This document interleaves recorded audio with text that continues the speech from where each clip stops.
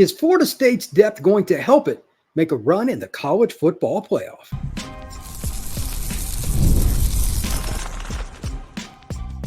You are Locked On Seminoles, your daily podcast on the Florida State Seminoles. Part of the Locked On Podcast Network, your team every day. Back into Locked On Seminoles. I am your host, Brian Smith. Thank you to everyone that comes in to check out Locked On Seminoles as often as they can. Please hit that like button and that subscribe and rate and review. Today's show is brought to you by FanDuel. Make every moment more. As the playoffs wind down and the sports are getting a little bit slower here, don't worry because we're getting ready for football again. FanDuel is hooking up all its customers with a boost or a bonus every day. That's right, something for everyone here at FanDuel all summer long. Visit FanDuel.com to get started. Let's talk about depth because it has completely changed in terms of how important it is. I mean, it's always been a valuable asset to every coaching staff, even before Bobby Bowden got to Florida State, when he was there and after and today. But it's even more important now. Why? If you're going to make a run, you have to have depth because you're going to play more teams that are good and you're going to play more games overall. Think about this. Regular season's 12 games, ACC title games 13. You haven't even started the playoff yet. Games 14, 15, 16, you get the point. Does Florida State have enough depth? That is going to be the center point of this conversation. I have a few stats that I want to share. We're going to talk about some key players from last year, a few that are heading back to the Noles this season, and why Norvell and his staff have to do one of the hardest things possible. Play a guy, fewer reps, even if it's a close game and he doesn't want to do it, because you're not going to make it anywhere if your guys are beat up come playoff time. Every coach is in the same boat, so let me reset the deck here. I come up with this conversation based on another convo that I had recently with a friend of mine in the media industry. He covers another team, and he'd had a head coaching conversation off the record. Okay, major college program. If I said the head coach's name, it would ring a bell real quick. And they were talking about depth and freshmen playing, etc. And he mentioned how certain guys, he has a couple of guys that are All-American candidates at a major program, no shock. But he said he had to play them less. And he's like, my buddy's like, why? If you're going to try to make a run to play like 15 or more games to make it to the playoffs and then do something there, you can't play the same snap numbers for your starters. You'll get too beat up. And my buddy relayed that message to me, and we're talking about it. And I'm like, man, that actually makes sense. But it sounds good, but how do you implement it? Especially for a team that towards the back end of their schedule, and take it for whatever it's worth, everybody's got a different schedule to go through. If you're playing like tough games, 8, 9, 10, 11, 12, you're in like Florida's schedule, by the way, they have no chance of doing what I'm talking about. They're in trouble. But even a normal schedule, and Florida State's got a pretty good schedule, not as hard as what Georgia or Florida do, but still difficult enough. If you can't dial it back for guys that have to go out there, especially like a linebacker, safety, tight end, running back, positions where you don't only just have collisions, but you have high speed collisions, they just can't take the same number of hits. It's hard enough as it is in a 12-game schedule. You can't have those guys playing the same number of snaps all the way through. So here's the crux of what I'm talking about. And I used a few examples. Last season, Patrick Payton kind of came into his own. Very good defensive end for the Noles. 7 sacks, over 40 tackles. He's a really good football player. But he still was on the field quite a bit. I don't know what you think he played, and I hadn't really thought about it because defensive ends rotate a lot, but Florida State used him more than I thought. Now, the Noles played 13 games, and then the bowl game. He played in all of them. So he played in 14. 608 snaps. That comes out to an average of just over 43 a game. He can't play that many this year. The chances of you getting hurt every time you take a snap, it increases just mathematically. And you're also just going to get beat up. You know how I always talk about coaches lie about injury reports? Well, the more games you play in, the more he has to lie. They don't want the other team to know that you've got a toe that's bothering you, a hamstring that's bothering you, a forearm that's got a big bruise, whatever it is. They've got to take guys out of the game some more. Now, Florida State's fortunate they have more depth than other schools. But again, 608 through 14 is too much. Tops, absolutely tops this year in the same scenario, like that would be first playoff game or whatever. He needs to be about 100 to 120 snaps less. Again, I have no idea how you implement this consistently across a roster unless you're really one of the top 5 to 8 teams in the country that has a lot of depth. A lot of schools are in trouble. We're going to see a lot of massive blowouts in the playoff, even teams that have brands, because if you have one bad spot, a team will just attack it. We're going to see some weird situations like that play out. But here's my point, and these are the only 2 ideas that I have to help, whether it's Florida State or somebody else, minimize this to a little bit, and then I'll go into a couple more players. Number 1, freshmen got to play more. Just period. Like it, love it, hate it, and I know a lot of coaches loathe playing freshmen. I mean, they loathe it. Like, they can't say it publicly, but private conversations they have with media members, high school coaches, etc., they don't like it because the kids don't know the playbooks well enough as a general rule. Too bad. If you want to roll out 600 snaps through game 14 and you still have multiple games left in the playoff, how well do you think that's going to go when you play a team that has a player going across from this young man that's played 100, 150 snaps less that season? Not as beat up, not as tired. It's not likely because, again, you get to the end of the playoff, we know who the teams are going to be. That's not going to go well. Florida State has pretty good depth. I think they could rotate some of their freshmen. That's 1. 2, a few of the kids, and everybody does this. I'm guilty as well. The redshirt freshmen and sophomore, same category. I do not care if he didn't play last year. Coach him up. Your assistants, coordinators included, they're responsible for development. Like them, love them, hate them. They got to play more. You have to take your starters out more. Unless you just don't think you can make it to the finals or anything close to it. I highly doubt that's Mike Norvell's play in here. So, the only other thing is, and I know this is awkward, but boy, is it important. This is something Bowden was unbelievable at. And there were a few others, but he might have been the best at it during the height of his reign. When Florida State played a team in, let's say, early to mid-90s, when they had Ward or somebody like that, if they got up on a team late first quarter, Maryland, somebody had no chance, they killed them. I mean, it was just murder. You must put the nails in the coffin. Not one, all of them. End it before halftime. You go into half 31-3. It's over. You may let your starters play the first series of the third quarter, but they're standing next to Bobby after that. There's no friendly here. You're not really trying to embarrass a team, but you kind of are because it has to be over. It cannot be anything less than an annihilation. All the young guys play. If you give up some points, don't play. Who cares?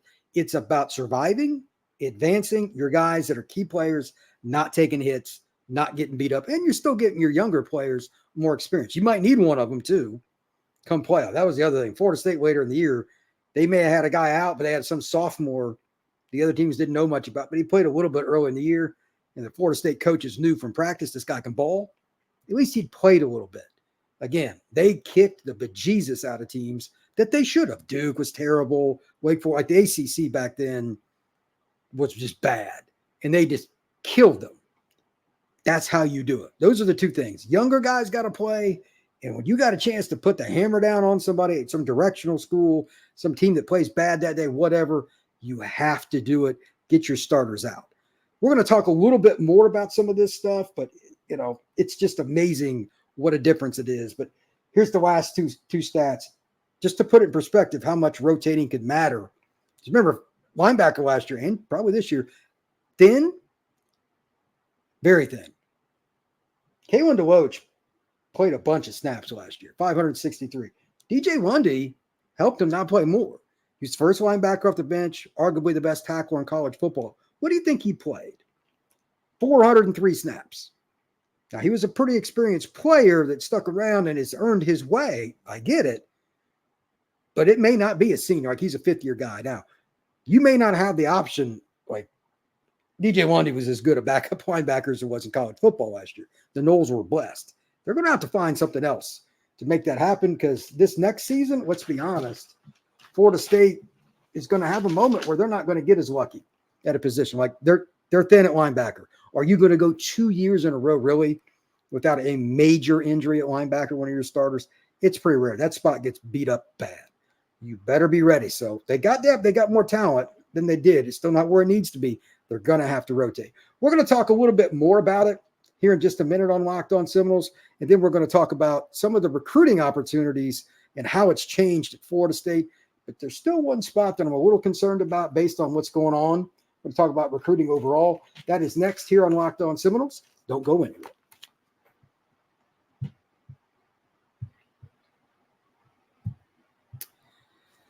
I love sports, and I love them so much. I never want them to stop, but even though football is not quite here, it is a little bit of a dead time, but we got fewer things to watch. That doesn't mean that you can't check out a whole bunch of different things to do on FanDuel. On their app, you can check it out. Go to the website.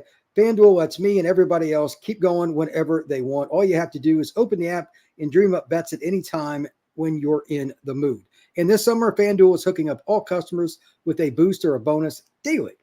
That's right. There's something for everyone each day, all summer long. So head over to FanDuel.com and make the most out of your summer. FanDuel, official sports betting partner of Major League Baseball.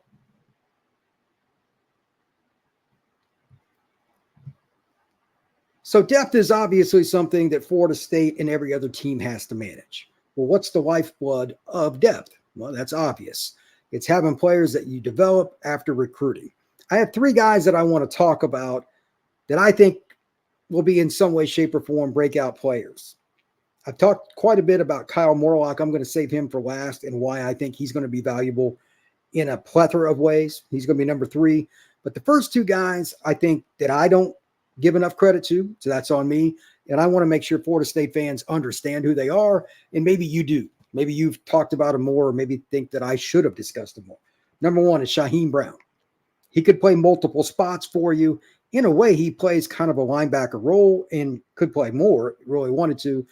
He's 6'1", 6'2", over 200 pounds, can really run, good tackler, and he has the ability to cover in space against bigger bodies. That is invaluable to Florida State and, quite frankly, to about any program.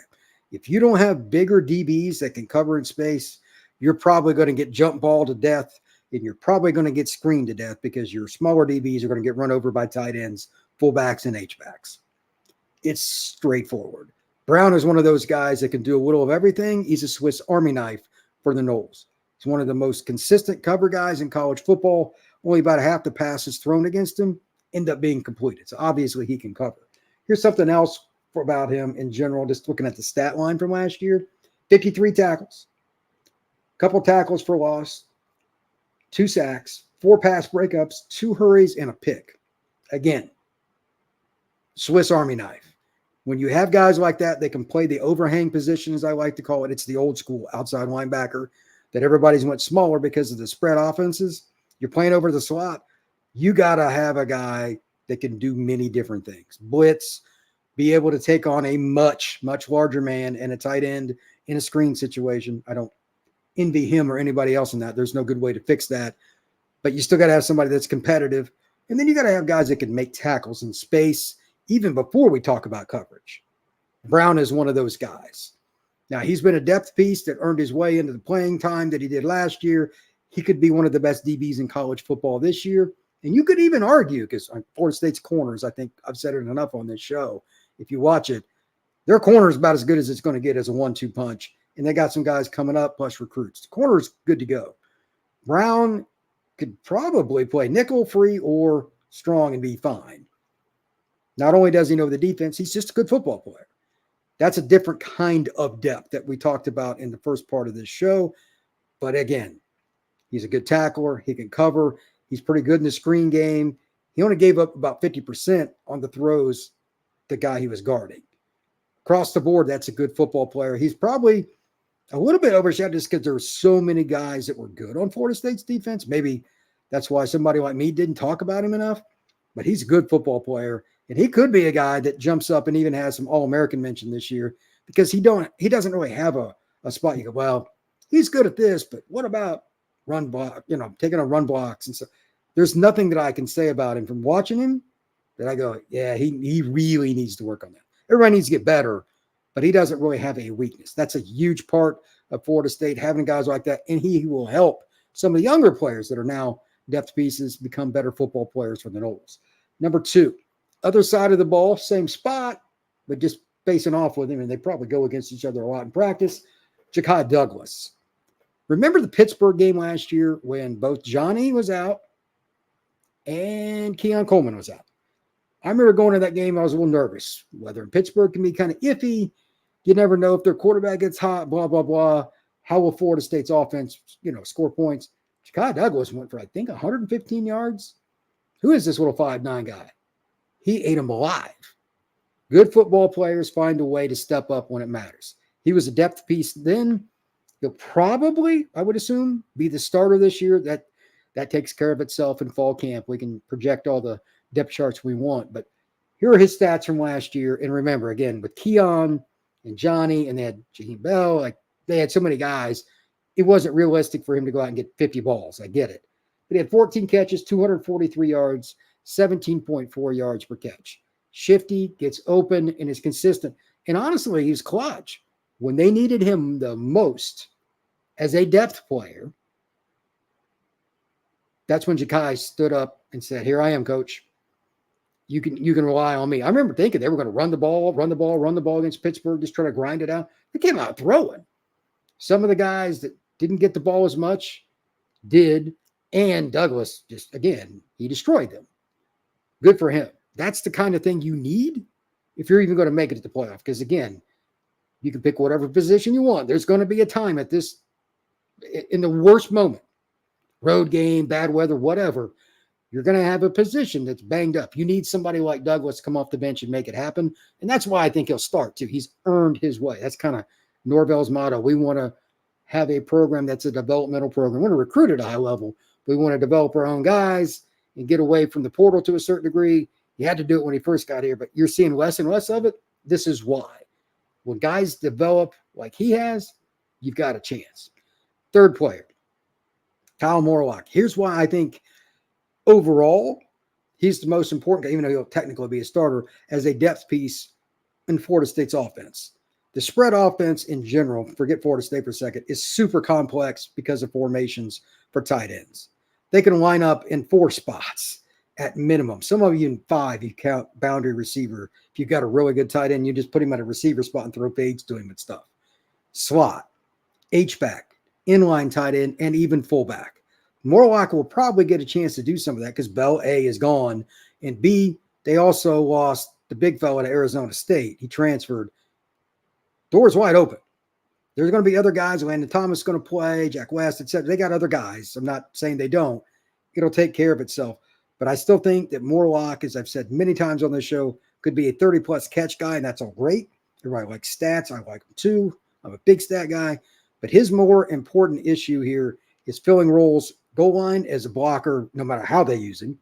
Screens as a blocker, again, no matter where he's at. Inline, in the slot, being the guy that helps. Like if you give Jalen Lucas, the kid that transferred, I'm telling you, that kid's going to be good. If you give him just a seam, or Ja'Kai, just a seam, they're gone. The blocking is so important. Florida State's done a really good job under this coaching staff with screens, and it can get better. We'll see how important Morlock is because here's his opportunity. He's going to have to compete and beat out other guys. Now, that's what depth is about. Because if he does that, then he's going to get the ball too. They're going to play him more. Now, Florida State's still going to rotate, and he's not going to get 650 snaps or anything. Orwell knows that's not a good idea at tight end, as much attrition as they take. But West, Landon Thomas, some of these other guys, they're going to be plenty of guys rotating in and out. But he can move in different spots when somebody's banged up or they really have the opportunity to use a matchup. If the team is really weak, like they don't have a Shaheem Brown, then you're in trouble. Because then you can put a tight end in the slot and do all kinds of versatile things with a guy catching and blocking and just being a distraction, really, if you're worried about that spot and you got to shade somebody. Because he's a good football player. Depth matters very, very much. Last thing we're going to talk about today is how the depth is developed and kind of where Florida State is at. I'm going to talk a little bit about the last couple of classes, and then I'm also going to discuss this year's class, where we're at. That's next on Locked On Seminoles.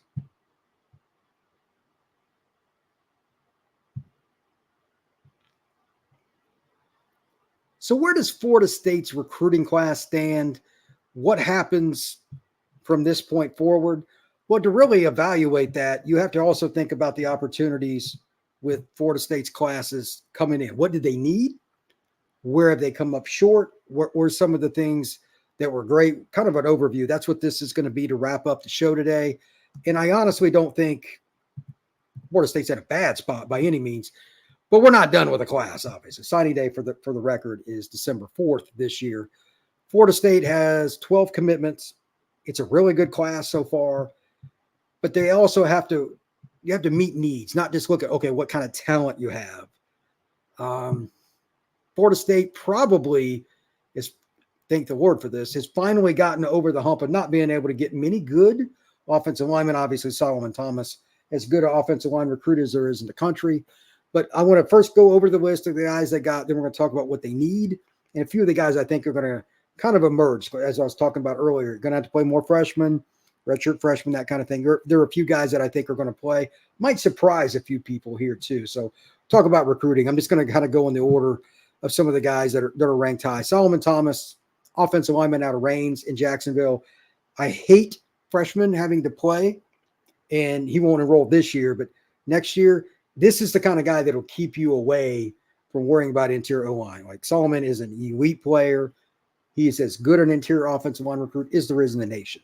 Pretty much had an offer from every school there was, and he's ranked a 5-star by 24/7, etc. He is a complete animal on the football field. Love his upside. I think he'll play by his sophomore year. Again, I don't like freshmen playing, but if anybody did, it'd be Thomas. Javian Hilson, arguably the best pass rusher in the country. He's out of Cocoa High School, not that far from Orlando. He's a Florida State Seminole. He's locked it down. This is a kid that will play early.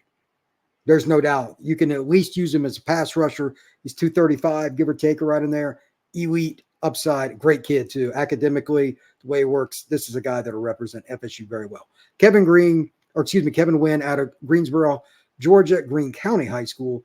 Big-bodied interior guy, probably play nose. Depends on your perspective, but he's a space eater that can move. I'd really like to see what he does against somebody similar in size. The high school ranks, although I doubt many guys he goes against can handle him. Early, possibly. He could play early, possibly. But this is the kid that I've been taught Florida State's got to get more of this. Win is exactly what they're looking for. You want to fix your depth problems long-term, get away from the portal? Kevin Wynn is a great example. And it's D tackle. It's the premium position that is scary this year in the portal. Peyton Joseph, another kid from Georgia, massive kid. I think he'll play guard. He could maybe play center. Houston County and Warner Robins. He's a kid that was originally committed to UF. I like this kid's upside. I don't think it's out of the question he could play tackle, but I like him inside. Florida State, again, interior O-line is in a great spot. Gregory Zay Thomas, corner, way underrated in my opinion. I think he could be a top 100 kid. I'm going to see him play this year. I'm very curious because if I remember right, they're playing either Milton or one of the other really good teams of Georgia. I'm going to be at that game, but you just can't find many 6'2" corners. Florida State, Sertan, they'll figure that out. It's going to go well. Speaking of Milton, C.J. Wiley from Milton High School. Florida State kind of had an upset here in the recruiting world, and they won this, and it's the perfect guy they needed. Big-bodied receiver, very even-keel kid mentally. He just every play is the same, good, bad, or indifferent. The next rep, he takes it the same way. Coach's dream. He's also played at a program that's coming off a 7A state title. That also helps. He's going to walk into Florida State with a chance to play a little earlier than some receivers because you can't teach the frame nor the mindset. Myron Charles, Port Charlotte, another massive defensive lineman, give or take 300 pounds, 290, somewhere in there. He's going to have to take a step up in competition where he's playing at. It's not the greatest comp in Florida. It's about an hour or so south of Sarasota, but you can't teach his frame. In Florida State, again, they wanted to add size, and they got it. Dalen McCutcheon, this guy had a gazillion catches last year. I think it was like 94 in the greater Dallas area. He's playing against good competition, and his high school Lovejoy made him the focus. This is a player that should be able to play early. He's very technically sound for his age, can play slot or outside. Really like him overall as a player. Tramel Jones, we've talked about him a million times on the show. Quarterback out of Mandarin High School in Jacksonville, Florida. Accurate, made it to the Elite 11 finals. This is 3 years in a row. Florida State's gotten a good quarterback recruit. You can't ask for much more than that. Chase Lofton, maybe the most surprising recruit out of the current group, out of Omaha, Nebraska. Plays at Millard South now. He just transferred. He's a kid that had offers from all around the country. Nebraska really, really wanted to keep him home. I know that he could have went to a lot of schools. Auburn and a bunch of other places offered him. He's a flex tight end. He's a little taller than Jaheim, but will play a similar role. Slot, may use him a little in the backfield. But you could even use him based on how he was playing his junior season as a boundary guy. He was 215 or so. That's going to be interesting to see with the mad scientist like Norvell, what he does. One of my favorite players in the class is also one of the most underrated, Ethan Pritchard, linebacker out of Seminole High School in Sanford, Florida, just north of Orlando. Will or Mike long-term, I don't know which one it'll be. That'll take care of itself. Fast, physical, consistent. He's a kid I've known about since his freshman year. That program's one I know well. They told me this is going to be a guy. They were not wrong. Finally, Max Redmond, the safety that recently committed to the Noles back on the 9th of July. This is a kid that could probably play in the nickel spot that Jaheim does at some point, but he's really good at playing the ball in the air. Florida State did its own due diligence. It's a player that Surtain knows well. So I think they're in a pretty good spot. Now, overall, looking at this class, I still think that there's one spot, and it's offensive tackle. I'll talk about it in a second, that I'm a little concerned about. But just looking at the group, and I did some notes here in my pad, like over the last couple classes, D-tackle's gotten way better. They just got Hilson committed. Very important recruit as an edge. They got 2 big D-tackles overall.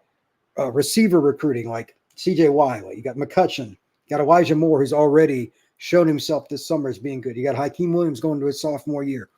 Florida State's in a really good spot at receiver, I think, long-term with how they're recruiting. And there are other guys too. B.J. Gibson, Cam Fryer. They're good to go at receiver. Running back, you're gonna hear a name pretty soon, and you're not going to need the last name. You're going to make a prediction. Cam, as in Cam Davis. Really, really good football player out of Georgia. He will be a guy that ends up being a college football player that leaves early and goes to draft. That's my projection. Maybe I'll be wrong, but the only way I see that is if he's injured. You will not outwork him. God blessed him in ways you can't teach. He's 5'10", 5'11", 220 pounds, and yoked. He has biceps like my legs. That's a kid that's going to play early, and I know Florida State's got good running backs. There's no question he will play early. The defensive back group is ridiculous. Charles Lester, Kai Bates, Conrad Hussey, KJ Kirkland, all these guys competing with guys like Shaheem Brown, Azariah Thomas, Ventrell Cypress. I mean, they're so loaded. Well, Florida State's in a great, great spot. I'm just curious which one. I don't know. It'll take care of itself. Do any of the freshmen, like I was talking about earlier, getaway snaps, are any of them good enough to get guys like Ventrell off the field for an extra 4 or 5 snaps a game, even if it's a good quality team? That's what the objective of recruiting like this is. And then finally, on defense, the one spot I'm a little concerned about still, even though I love Jaden Parrish, they just don't have enough numbers at linebacker, and they need to get an elite kid out of the high school ranks. Maybe they still will. Obviously, linebacker recruiting has not been where it's desired for the 25 class, still a ways to go. Then on offense, the other concern, offensive tackle, as in pure, no doubt about it, 6'6", 320 guy, that just behemoth guy out of the high school ranks. There's just not that guy coming. That's my only real concern. Linebacker, I still think they got a shot at a few guys, can flip some players. Josh Petty is a kid from the greater Atlanta area, Georgia Tech, some other schools, but maybe ends up being a Florida State, Georgia Tech battle. It is really academically inclined. Tech is the better rated school. I'm worried that's something that's going to be a problem, but you have to win some more of these battles. Florida State has been incredibly fortunate with their offensive tackles out of the portal, and they've hit a little bit with some of their under-the-radar guys like Jalen Early, some other guys that were the last couple of classes, but I need to see it on the field. I would still feel better if they had at least one guy, that 6'6", 310, 320 kid out of the high school ranks that was an elite player. But overall, Florida State's depth, I think, can at least mitigate this year and in the future. That's why I went through the 25 class, the need for the portal and the need for starters to always be on the field, because they're not going to make runs in the playoffs with the way it's set up. Again, you're going to play more than 15 games, you make it to the national title game. That's a lot. You have to mitigate the number of reps these young men take, and the only way to do that is for other guys to play that you really feel comfortable. So With that, please hit that like button, hit that subscribe, and rate and review this podcast. Really enjoy being here. I hope everybody had a good time. We will see you again tomorrow on Locked On Seminoles.